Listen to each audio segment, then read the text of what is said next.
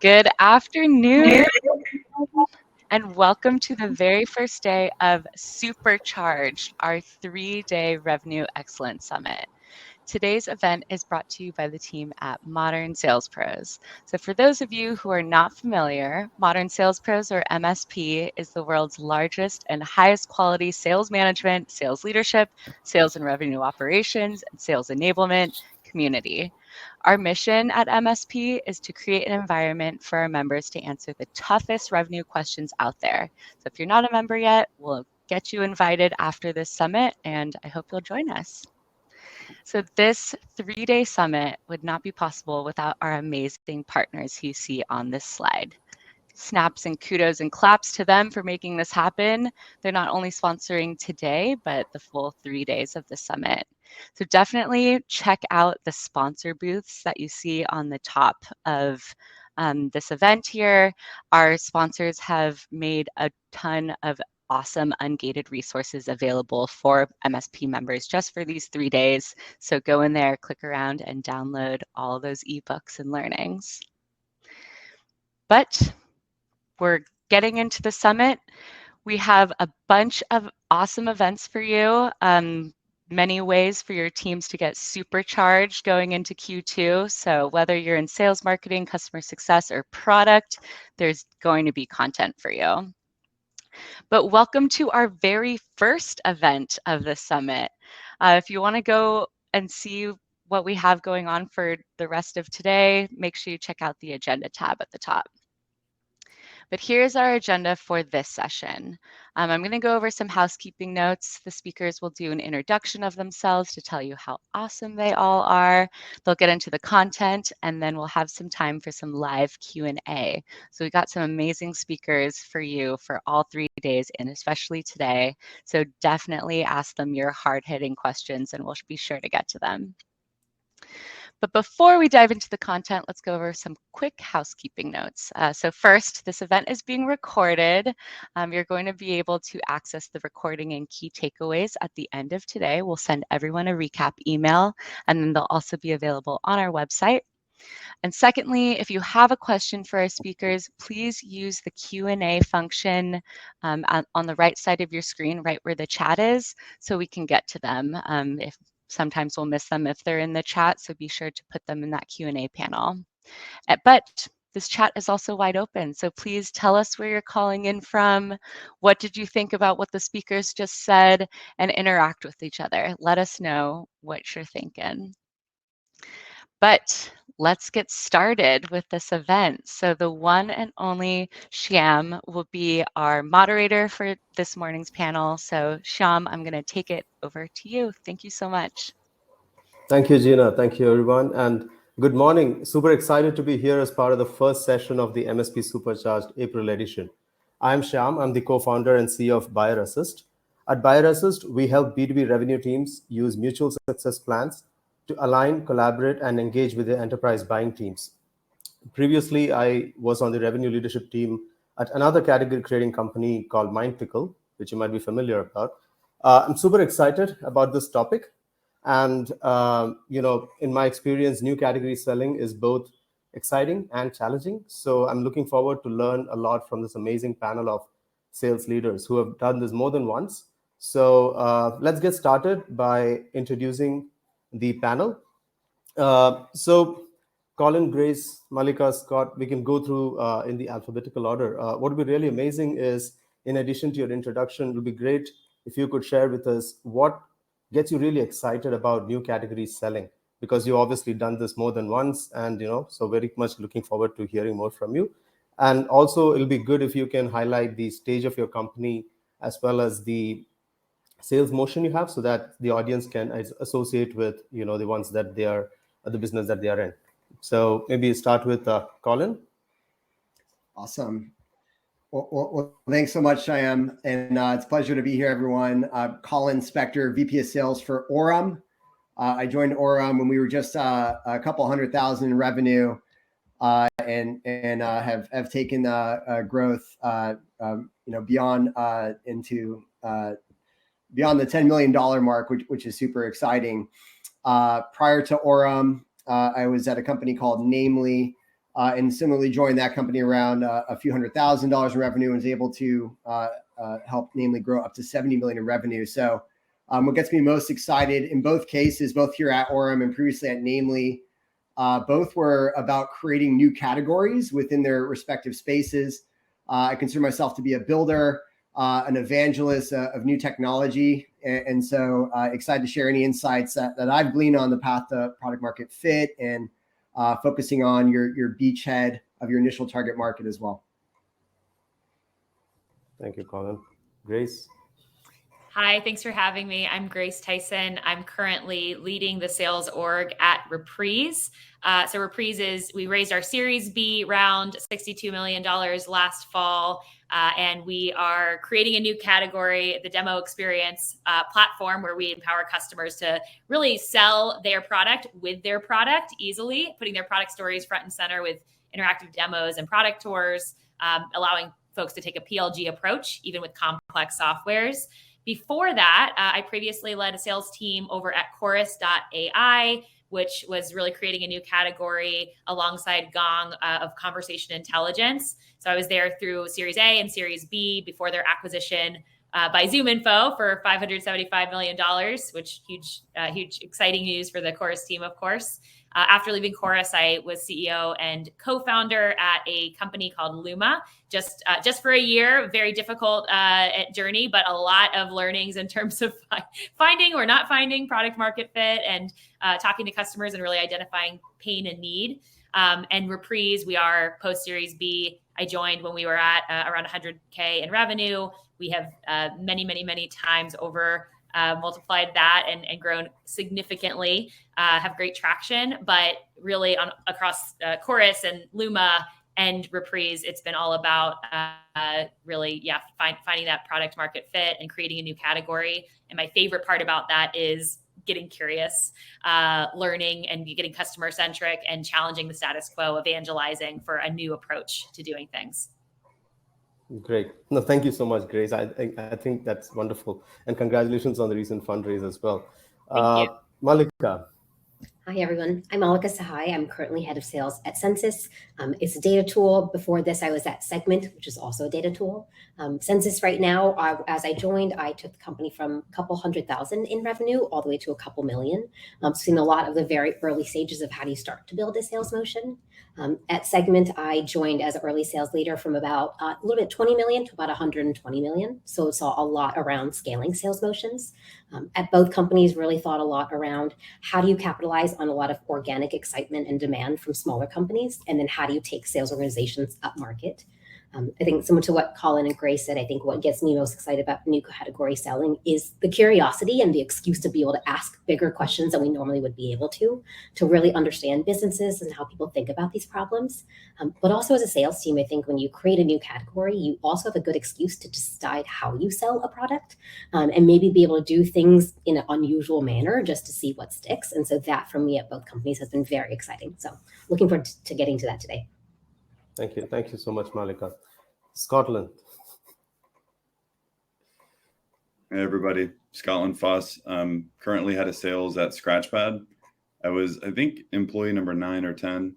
So we 8x'd revenue last fiscal year, which was pretty fun. And we just announced our Series B in January of this year for 33 million. So it's been a pretty fun experience. And Scratchpad is, it's a revenue workspace. So our mission is to make salespeople happy, which includes the whole go-to-market team. But if you think about like a chef having a kitchen, an athlete having a gym, an individual contributor, a seller having a workspace, and all of it being tied to your system of record. So that's what Scratchpad is. And previously, prior to that, I was at PlanGrid, complete industry switch. That was a construction tech app. So I joined around 10 million in ARR, and we scaled up to about 100 million when we got acquired by Autodesk, which was pretty fun. And it was the first mobile app digitizing construction documents like on an iPad, which is pretty fun. What gets me most excited about new category selling, I would say, is bringing new value to the market, new ideas, and doing things in a new way and being creative. Thank you. Amazing. Thank you very much. And a word to the audience, or rather a reminder, please keep your questions coming. As you can see, our expert panel has done many, in fact, all aspects of new category selling more than once. So, and our vision as a group is to make sure that you go out of this session with actionable insights and information that you can apply to your business. So please keep your questions coming, and we have dedicated some time for the question answers. With that, let's go to the first question. So the first question I have for this group is around researching buyer needs and building pipeline. So in category creating business, I guess that's one of the, at least in the early phase, is a very, very critical part of your growth story and the kind of challenges that you face, right? So would be great to hear your learnings on these areas, as well as a bit about what are the current marketing channels that you use, and if you're facing some of your biggest hurdles in pipe gen today, what are they and how are you addressing them? I know it's a lot over, so it's open questions, so feel free to describe around the topic. So Grace, we'll start with you. Yeah, absolutely. Okay, so my single biggest learning, and this comes from my experience being CEO and co-founder of a company, so really starting it on my first day of the company, through that first year, is don't be a hammer in search of a nail. Don't be a solution. Don't be so tied to your solution.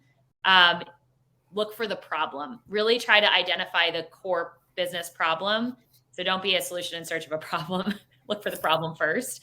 I think that's something that I really struggled with on that journey. That entrepreneurial journey was we had this idea for the solution, but we hadn't sufficiently validated that we knew the problem was real, but we didn't know and weren't able to validate whether it was real enough and a big enough priority for businesses that they would pay to solve it.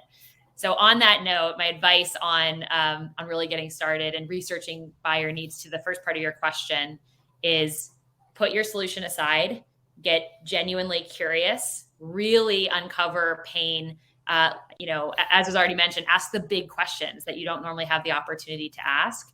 And of course, it's easiest to start with your network, and that's natural, but get outside of your network. You don't want yes men. You don't want to only be doing customer interviews with people that like you and want to say yes to you. You want people who aren't friendly, to get real insights and uncover real pain and need, and ask those hard questions. Are they being nice, or would they actually pay to solve the issue? And on that, it's really customer centricity is really key. I think this is a similar approach to how I encourage AEs to run discovery. But overall, it's about getting genuinely curious. With Reprise, we're a little bit further along than, of course, with Luma, and we're able to 40x our revenue since I've come on, which has been an incredible journey. And a lot of that is because the product market fit was really strong. So I definitely cannot take all the credit there. We're in a really right place, right time. It's really the right time for this technology. But with marketing, I think the challenge I've seen consistently, across Chorus, at Luma, and at Reprise has been something I'm actually really curious to learn from the other panelists, particularly Mallika, on. But a lot of inbound is emerging or really small businesses.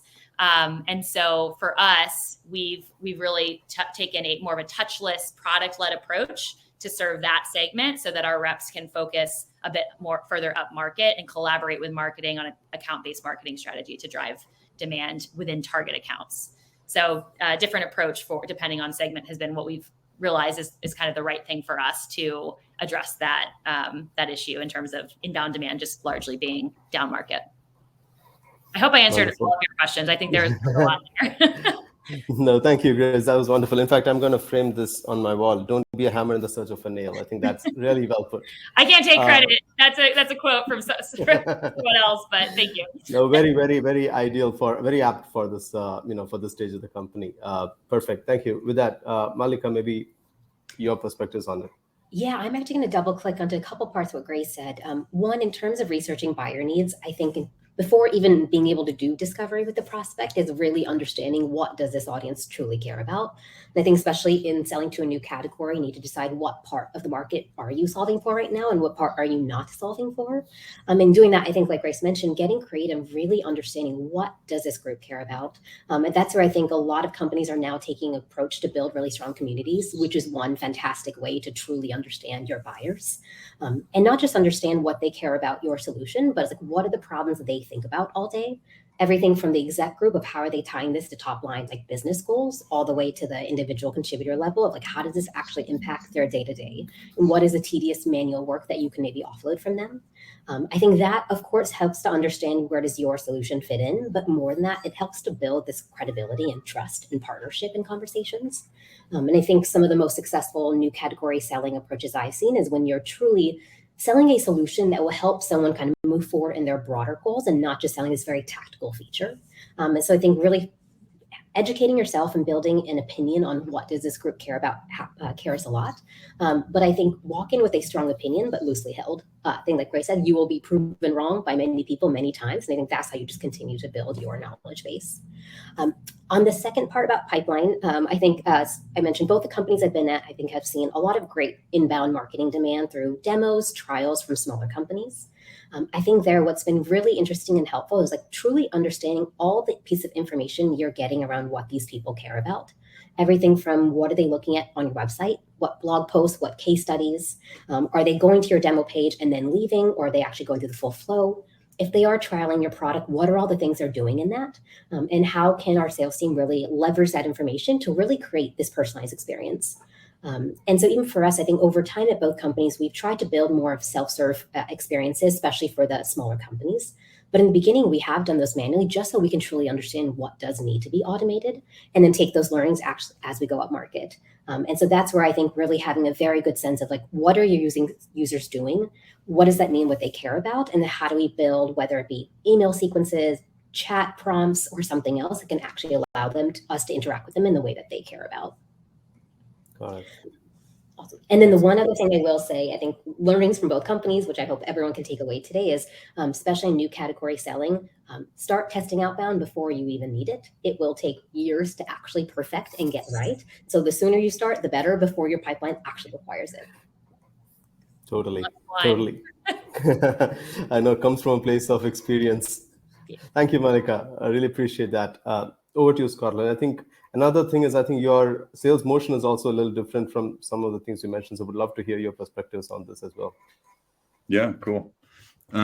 So I feel really aligned with a lot of the things that have been shared, especially what Grace led with. Being customer centric is super important. And I think, in sales, sometimes it can be hard to kind of take yourself out of the picture and recognize it's not about you. It's not about this deal. It's not about those next steps. It might not even be a fit altogether. And really getting genuinely curious, like really standing in that moment and truly being genuinely curious and empathizing. And I think it's important, it falls in line with curiosity, but asking, why, really, really getting a firm grasp of that. And it doesn't always work out, but I like to try to keep focused on the customer, and really understand their kind of before scenarios that they're living in and what the impacts are of that, and maybe where they would like to go and what the impact would be there. Like getting at least a decent understanding of what that looks like before I would start talking about myself. I think you have to earn the right to start to talk about yourself. So those are some things that I believe are important. Yeah, I mean, Scratchpad, it is a pretty cool tool that I suppose you could call it like a PLG motion, a product-led growth motion. Individual contributors just love the tool. It's enthusiastically adopted. So we get, LinkedIn posts every day of users sharing their experience and the value that has been created. And so that has been a strong kind of growth loop for us, is as people tell others and we create champions And at that kind of end user level, we're able to consolidate use cases and value and champions. And then from there, we do tend to understand some things that matter to the business, right? You don't always get that out of individual contributors, but they start to lead you down the path and give you signals there. And those are things that our sales team can take sort of above the line and towards the top to reach out. And, it's almost outbound going to a leader that doesn't know about your product, but when you have their end user support, it's a little more compelling. So I think maybe that's something that's different about Scratchpad, and we'll probably, that's where my perspective is coming from. We'll probably get through some more of that throughout these questions. Love it. Thank you, Scotland. Colin. Yeah, thank you, Shyam. So, from an early discovery perspective, and first of all, I agree with taking a very customer-centric approach and getting really intentional about where you focus your time, especially in the early days. So if thinking about the overarching topic of category creation, in my experience, both at Namely and here at Orem, and Orem, we're a live conversation platform, and we help sales reps have instant live customer conversations over the phone. And in both cases at Namely and here at Orem, we found the phone to be our best channel to just cut through the noise and have a human-to-human interaction and quickly test your messaging, what's resonating, doing some quick qualification discovery. And in the early days, as you're working through product market fit, what we've always taught our sellers, and what I've always been taught, is to focus on the believers. So the folks that believe in solving pain using next generation technology, or a bit more forward thinking on the adoption curve. So within that, you have to get really disciplined in qualifying for folks that have a history of solving problems in a similar fashion to what you're representing, and follow those breadcrumbs and making sure that you're focusing on those type of personas. So I'll give you an example. At Namely, as an example, we were selling an all-in-one HR payroll benefit solution. And the idea of integrating all of these different silos was a whole new category. It had never existed before. You had a payroll service, insurance in one place, and benefits, people focusing on another area. So to bring it all in one place was a whole new concept, a whole new category. And so we had to do a lot of educating in the market. But we would find bright spots from our prospective buyers of other areas where they had solved other core challenges through software or automation, and it helped us find initial champions at accounts to bring this to other stakeholders in the organization and basically create a cross beam of a buyer committee. And here at Orem, it's a very similar fashion, right? We're focusing on champions and folks that are early adopters of technology. They're already buying into automation in their playbook. It's easy to get caught up in trying to chase folks and convert them to believers and nurture them. But when you're, and to give you some context, we both were primarily 100% outbound focused in the initial days. So we didn't have inbound coming. So we had to power spear the market really with our own kind of tactical approach, and had to be really intentional on where we focused our time, right? So as sellers, you had to attack the right account, and you had to quickly qualify, hey, is this person a believer or not? Is this someone I want to invest my time in or not? If you're not a believer, you can challenge them a bit on the status quo, but ideally you get your company to a place where you have great marketing resources and assets, and marketing can start to provide the content and the collateral and the kind of education, the air cover, if you will, before your sellers enter that new market. And so just thinking about in phases, from my experience, I hadn't in both of these examples come from a place where we started with a lot of inbound. We always started with outbound, and then eventually matured to inbound as we entered new tangential markets. So to sum it up, focusing on the believers, and if you're in a market where you don't have your own empathy, like at Orem, we sell to salespeople similar to Scotland. So, there's like authentic empathy here. But if you're in a market where maybe you're selling IT and security, but you're not an IT person, you're selling HR, you're not an HR person, you have to do everything you can to walk in your buyer's shoes. And so, we would train our sellers to actually go and take HR courses at Namely. You had to go get certified in human capital strategy and different kinds of courses there. And now here at Orem, we're putting our sales reps through Salesforce certifications and taking some SDR management courses for those that weren't familiar with being an SDR manager or living in that life, who are most of our power users. So those are just some of the quick kind of tactical pieces from my experience here. Thank you, Colin. I think really amazing set of inputs, and totally understand and appreciate and align with the idea of focusing on the believers, especially in the early part when you're trying to get to the product market fit. So really appreciate that. Perfect. So we'll move on to the second question, which is on showcasing value. So I think in many of our cases, if you're in the new category selling process, very likely than not, we have to create new budget line item and, kind of extend from that believer to a group of buyers, etc. Right? So it's very imperative that as a new category selling team, we're able to showcase value in a credible way. Again, would love to understand some of your learnings on this topic, as well as, especially if you're in a land and expand motion, how are you extending this as you go from, customer land into the expansion and, the rest of the relationship. So maybe we'll go this time starting with Mallika and go around the table. Yeah, absolutely. Great question. I think the number one thing is in showcasing value, don't let them try it and do it themselves and let them feel that value. And so I think for both companies I've been at, it's really been figuring out what is that aha moment where a user can as quickly as possible actually understand the value of your product. And probably it's for a very narrow use case, but let them actually touch and feel the product and get to a place where they can get a quick win. They can do that. You immediately build a champion. It will make it much easier for that person to start understanding what is the value that this product is going to provide them today. But more than that, actually, it's going to start this conversation around if the product can already do this, what else can it do?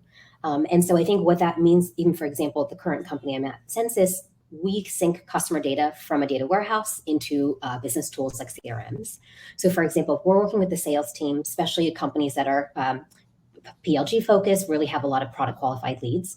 In 30 minutes, we can actually help someone sync, let's say a manual CSV, the sales ops person has been manually exporting from the warehouse every day using data loader to import into Salesforce, and we can automate that in less than 30 minutes.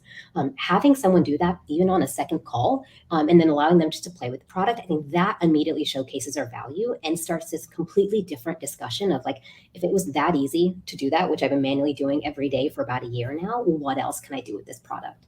So then I think to your second question around the post sales, and that's where I think especially companies and products that really solve use cases across a lot of different teams of the business, start with one and then use that to expand to others. So even for us, what we actually end up seeing is, let's say we'll start by helping the sales team and immediately the customer success team will say wait, I want that same data in my tools. Can I try this myself? So that's one of the very organic ways. And I would say the one that's a little bit more proactive from our side is, as we've been able to build those relationships with these companies and saying yes, we're going to talk about our product, but let's more broadly actually talk about the problems you're thinking about. How can we share best practices that we're seeing from similar companies to yours to help you get some ideas and then use a product to try that out? Especially this day and age where I think a lot of companies and products are starting to gate features and deciding how generous or not generous are you, is really kind of taking the lens of be more generous with your customers, let them try out a new feature for free for a while. And as soon as they see that value, they will be more than happy to talk to you about the commercials. Those are some of the strategies I've seen work. Wonderful. No, I think that really makes sense. Scotland. Cool. Yeah, I'll jump in. So I'd say some of my learnings, the PLG motion, I heard this concept, I can't remember where, but if you think about it in terms of M's and W's, an M motion, you start at the bottom, you get end user adoption, you kind of build that up, take your way up to the top. Maybe you get a sponsored trial or evaluation, maybe you work your way back up for a go, no go. Versus W, obviously start at the top, get a hall pass and sponsorship down to execute like a POC or some form of an evaluation. And so in PLG, we have a lot of these M's. We get W's too, but we have a lot of these M's. So we get to start with end user value, champions and use cases. And our goal when we're meeting with those end users is purely to delight. That's it. There's no other intention. The team that works with them is not incentivized in any way to generate opportunities or close business. They are purely incentivized to delight. So it's what they aim to do and what they get excited about every day. And so for us, it's really easy in that motion with a 30-minute session with an end user to not just showcase, but actually deliver value. We do a reverse demo. They get set up within 30 minutes. They've got 1 to 2 use cases that are going to change their world immediately. As wonderful as that is, it doesn't get deals done. It's a great start, but it needs to be aligned to the business. And so I think the challenge is, if you think of it as like a pincer, is being able to connect those two pieces, that end user value tied to the business level initiatives and goals. So those priority use cases at the end user level have to be aligned to the outcomes that the business wants to drive. When it comes to showcasing, I think there's all kinds of ways to do it. We have the benefit of being able to most of the time share internal proof points where you've got champion users that are posting on LinkedIn, providing quotes, or even video snippets. If you're using Chorus or Gong, sharing those with leadership can be a fun way to have them hear directly from their team what the value is. We also get adoption data, which, data in itself doesn't really move the needle. But again, if it's tied to the outcomes, if it's told in a story format that's relative, that can be a nice way to showcase the value. I know I'm talking a lot, but I'm shifting over now to the post-sale and expansion topic that you brought up in renewals. I think it's really important that first off, don't be greedy in a land and expand motion if that is what you do. A lot of times we want to capture the whole business, but sometimes you just need to get your land. And if you have a great product, just trust in it, because it's going to expand. The value is going to be created and others are going to want to have it. So it's okay to capture that initial land.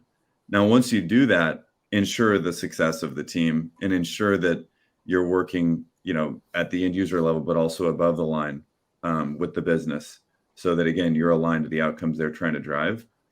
And for us, if we were to say, land with a sales leader in one department, we want to get multi-threaded. So we want to capture the CS org, the account management org, right? The sales engineer org. So getting multi-threaded and continuing to build value. And if it's a strategic account, maybe doing things on a regular basis, such as QBRs. Those are some thoughts. Got it. Makes sense. Totally makes sense. Thank you, Scotland. What's been your experience, Colin, on this? Yeah, I appreciate the question, because it's been different at Namely versus here at Orem.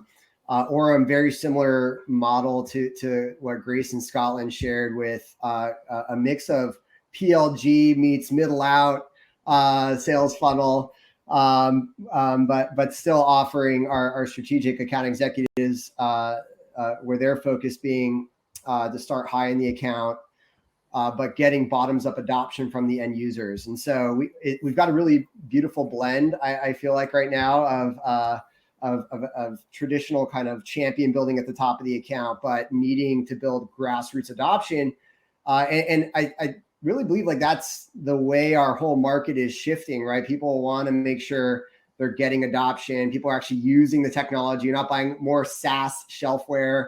That's probably why a lot of folks are looking at consumption business models. You want to make sure folks are actually consuming your service and recognizing its value, which at Namely was more of a traditional, you demoed, you built a business case, and then you went into implementation, essentially, right? And a lot of it was based off of case studies and prior early customers that had recognized value and they had a similar profile. So a very different approach. Whereas now at Orem, you have almost instant gratification. I mean, we have a PLG motion where you can sign up on the website right now and click a few buttons and boom, you're into instant live customer conversations. And on our demo, that's actually what we do. We actually demonstrate. So our sales team, when they're in the product demo, we're actually demonstrating the product live. So we prospect live, like what a day in the life of your sales rep will be using Orem. We show you the workflow from either Salesforce Outreach or SalesLoft into Orem, to clicking a button, and how you go from one conversation to the next, how you're able to qualify an account, disqualify, get yelled at, or book the meeting. And so we certainly have fun on our demos today. And we call it, getting the sizzle, right? You want to get that moment of sizzle in the demo. At Namely, where maybe you didn't demo it live with real data, we used to use dummy data, and maybe your setup is more like that. The sizzle is where you see their eyes widen, and where it's like that aha moment, right, in the product. And so, I remember at Namely, that was when an HR manager saw the applicant tracking candidate info move right into the payroll system with the click of a button for the first time. And at that point in time, when Namely was just coming of age, that was like mind blowing, right? And perhaps you're on to solving a similar gap in process with your service. And so find those aha moments and make sure you're given a moment to pause in the demo and recognize that value. But a lot of finding those aha moments is going to be in the discovery, right? Like, so starting with that discovery and figuring out where the pain points are, where in the process the bones might be broken, and aligning your service to that, especially if you're selling a complex solution with multiple potential products or features there. So be very buyer centric, as Malika and Grace had mentioned.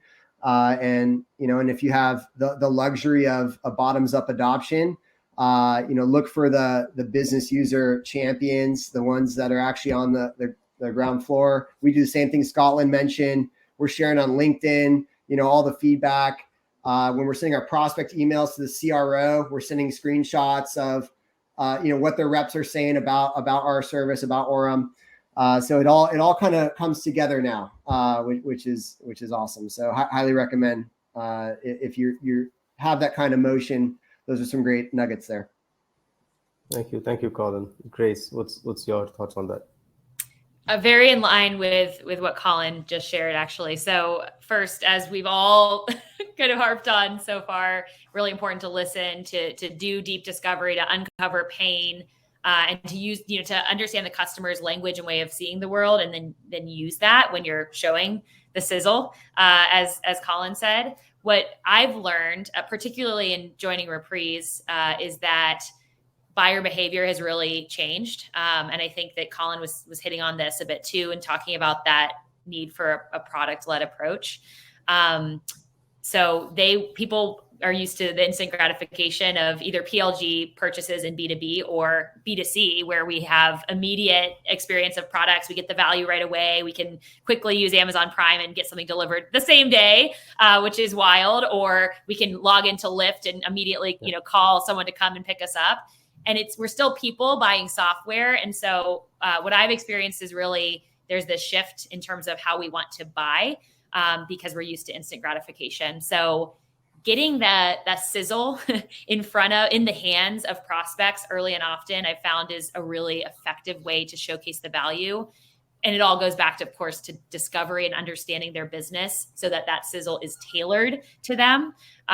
So what we found, we use Reprise to do this. So we will share in our outreach for prospecting, but also we figure out what the pain points are, what the challenges are, particular to a given company or industry or segment.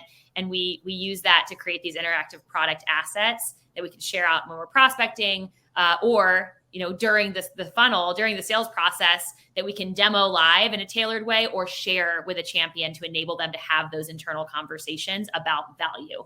So the aha moments, the sizzle Colin talked about when it comes to product and aligning to pain, that's super important. And that we found that's the best way to meet that like B2B instant gratification desire, by giving them the ability to see, feel, touch the product and the value of the product for them, specifically in their role.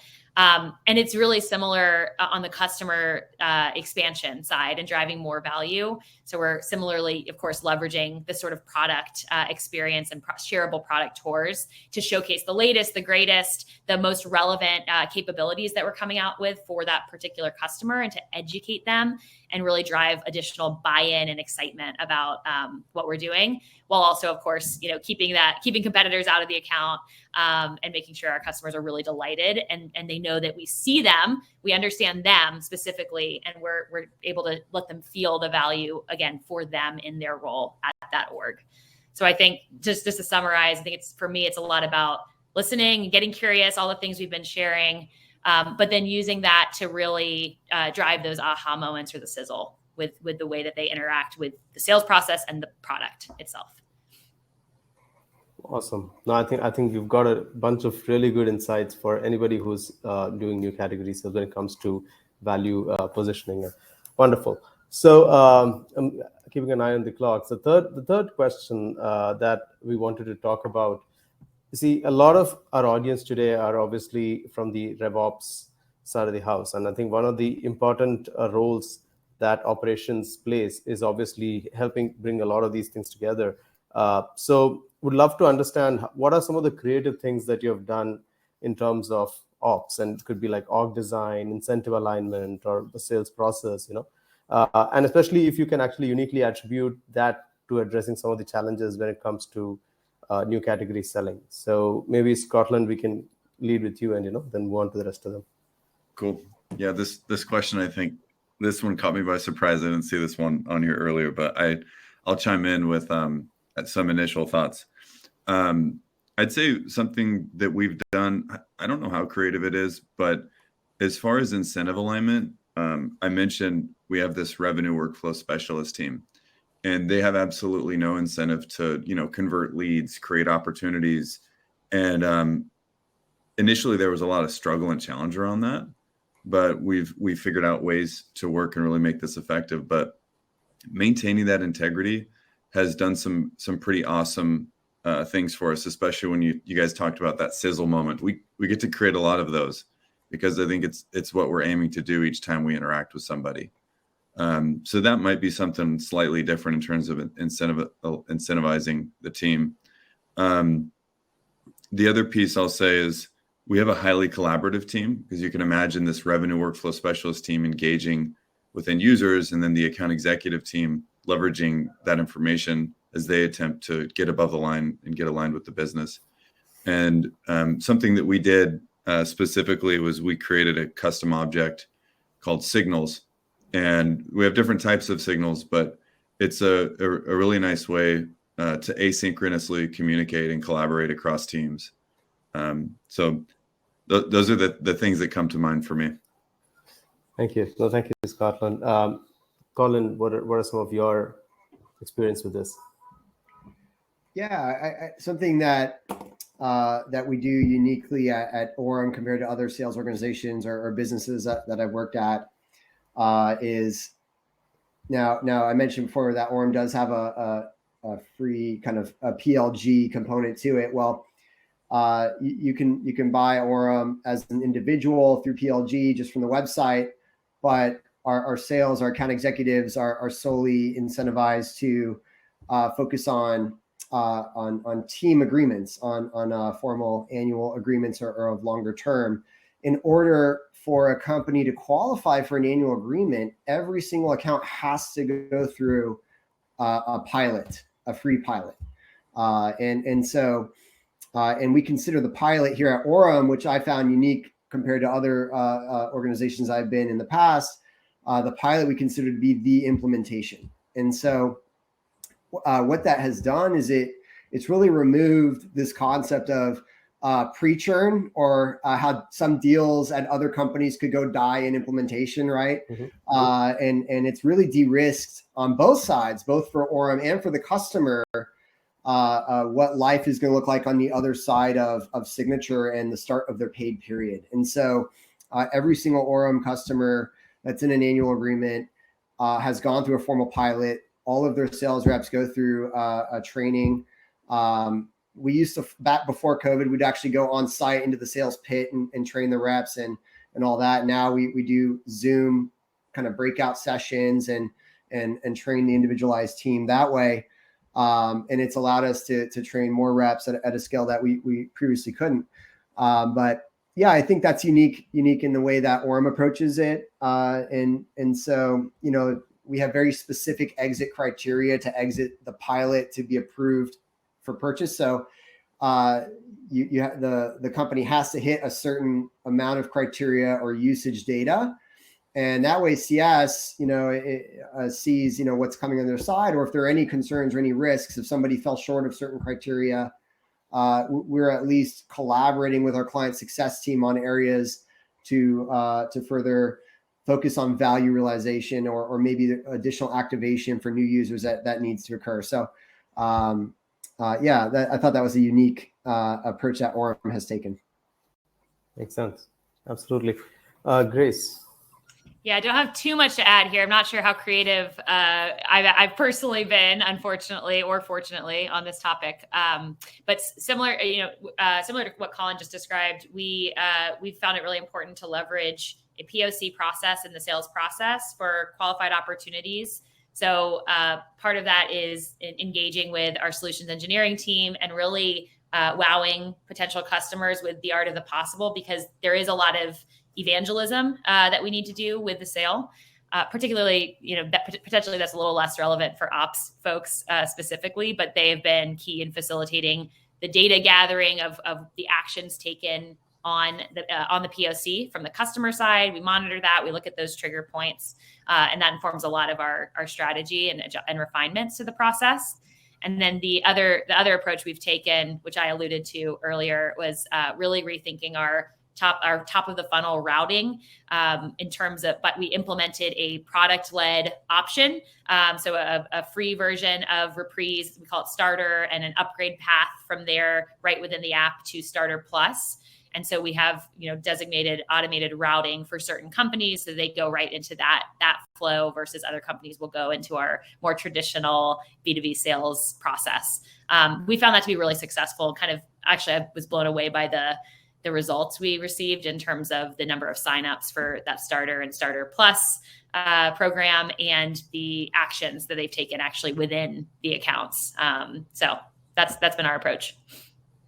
Wonderful. No, thank you for sharing that, Grace. Mallika, what are your perspectives on this? Yeah, I probably spend more time than I should on incentive alignment, so I can probably chat a little bit around there. Few things. I think one, starting with, especially in category creation companies, really understanding what is most important to the business and how do you align your sales team to that. So I think one of the quintessential questions is, do you care more about logos or ARR? And so being creative and quota setting with that. I have seen, for example, what we've done, even we piloted for a quarter our SMB team just on a net new logo quota and not on an ARR number, and also done the inverse. I've seen teams actually have a 50-50 split of logos and ARR. So just being flexible in that and really driving towards what does the company more broadly need. In addition to that, I think especially in creating new categories and testing sales motions, there is a lot of room for experimentation. I think when it comes to quota setting, incentive design, I think really figuring out how can you allow the business to take risks without requiring individuals to take financial risks. So for example, like as we've experimented with new quota models that we've never actually tested and don't have a lot of data points around, we've set forth quotas as best as we can and walk the team through, here's exactly the assumptions we've made, here's how we expect it to play out. But always know that there's a safeguard. If the team has done everything they can and organizationally we just made the wrong decisions and people were not able to hit their goals, we will correct that as a business. So I think really make sure it allows all of us to feel very confident taking risks and knowing if it doesn't work out, we will learn from it and we will rectify that. Additionally, I think on the quota side, leveraging SPIFs were helpful. So even, for example, trying to understand like what are the actions before or after someone's main like quota metric that will help the business. So for example, for an outbound BDR team, if their goal is setting qualified opportunities, but you actually need some short-term pipeline in the next, let's say 6 months, actually giving them a spiff for any of their opportunities they've sourced that actually goes into a trial. It allows them to stay much more involved in the discovery stage, help make sure we're getting to the right pain that we can actually solve for quickly. And so I think the spiff structure does have some downsides, but I think if planned carefully, can really allow experimentation and acceleration in different parts of the sales motion. And I think the only other part I'll mention on org design, more of a precursor to it, is in the hiring profile. I think depending on the maturity of the sales organization, hiring people who have a more generous skill set, who can try different things. So I love Scotland's team's kind of the like workflow specialist role. And so seeing of like, if you already have, let's say, a fairly kind of standard sales org design, are there people in that team who can run a pilot? Because they do have that skill set, very strong product aptitude. And for 1 quarter, they can go try a certain model. If it works, they'll build out a team around them. So really hiring people who are, of course, excellent at the sales role they're in, but really also have other skills that can actually be leveraged for these types of things. Got it. No, I think very, very practical, very actionable inputs there, Mallika. Thank you so much. The next couple of questions, we can keep it almost like a rapid fire thing. So tools, I mean, so obviously we all use many different tools to power our different strategies. So the next thing, maybe really quickly, 2 parts to that. One is, if you are helping new category sales teams and sales leaders with your product, so what is that one line value prop for them that they should look at your product? And as well as, if as a revenue leader yourself, if there is one other product that's indispensable to you as a new category in the new category sales process, what will that be? So we'll probably go round robin. We will start with you, Mallika, this time.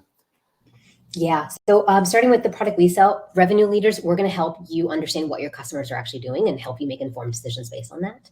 I think the one tool that is indispensable, I will say, are data tools. The data tools who truly help us understand what are people doing, what do they care about, and how can we create a personalized selling experience based on that.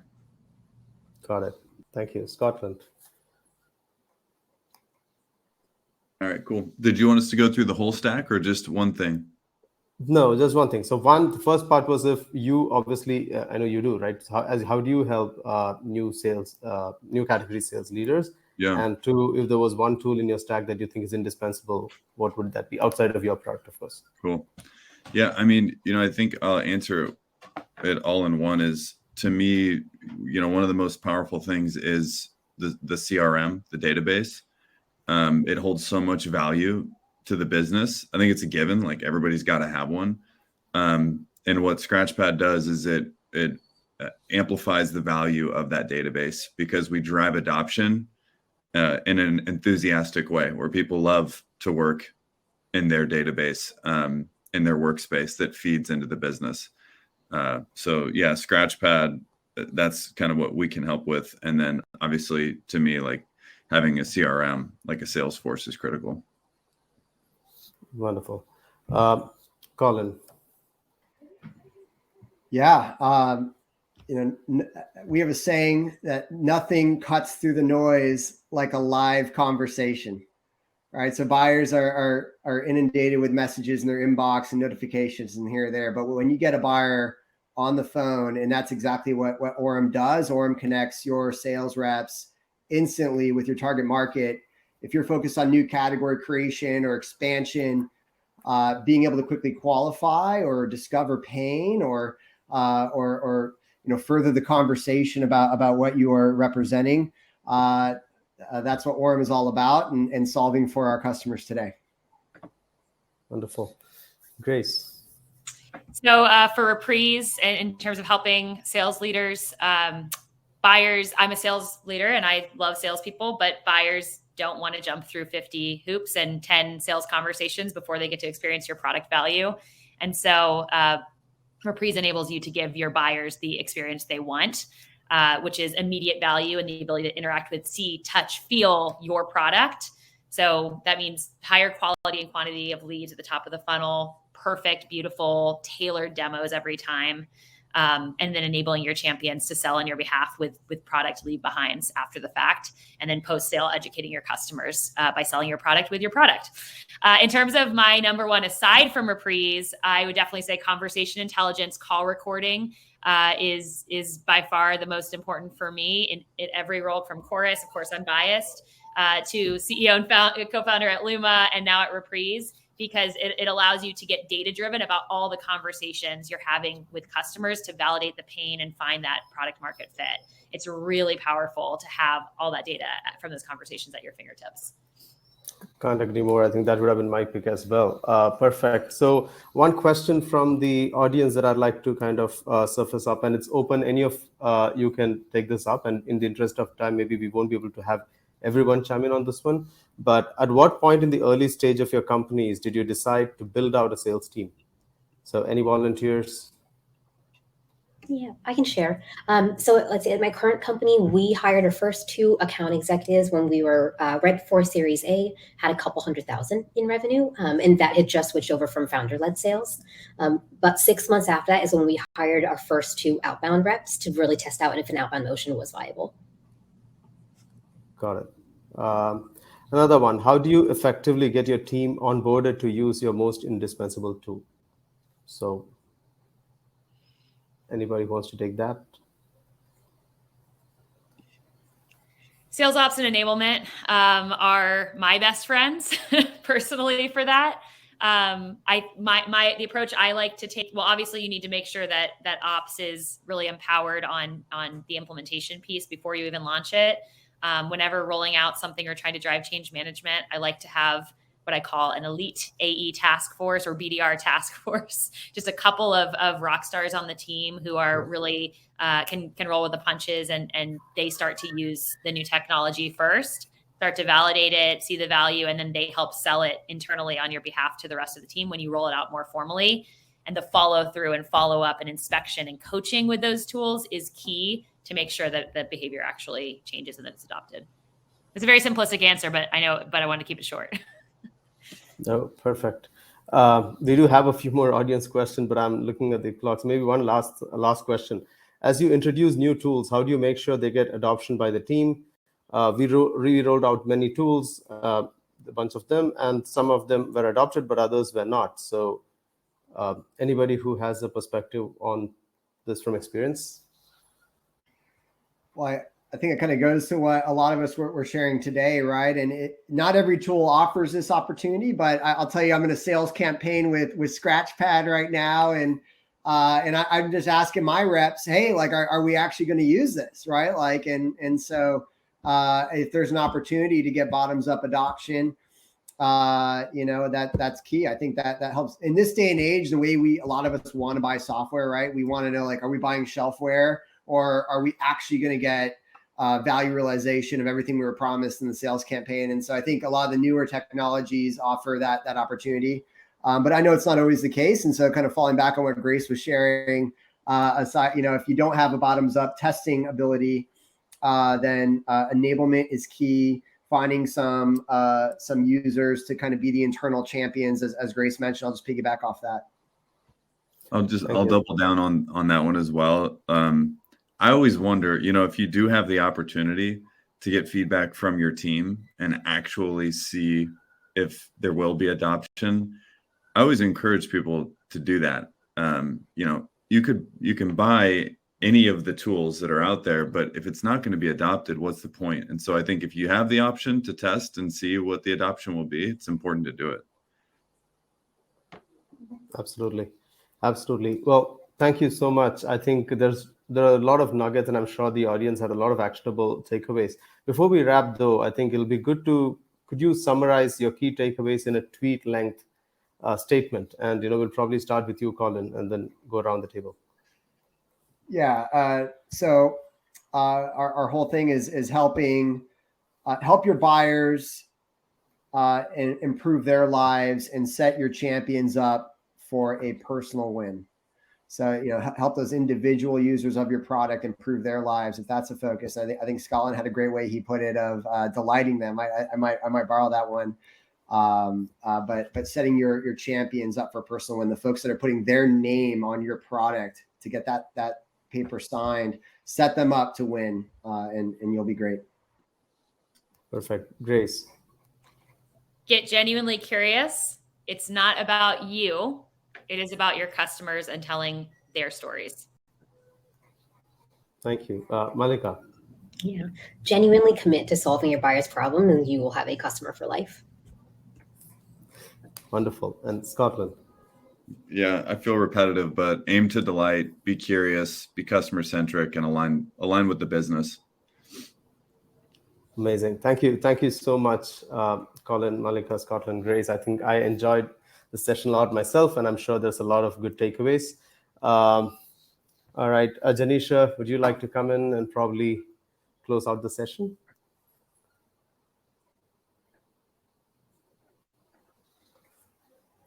All right. Well, I'm not sure Hi, what's folks. going on there, but it's all right. But thank you so much. Oh, there she is. Hi, folks. Can you hear me? Yeah. Yeah.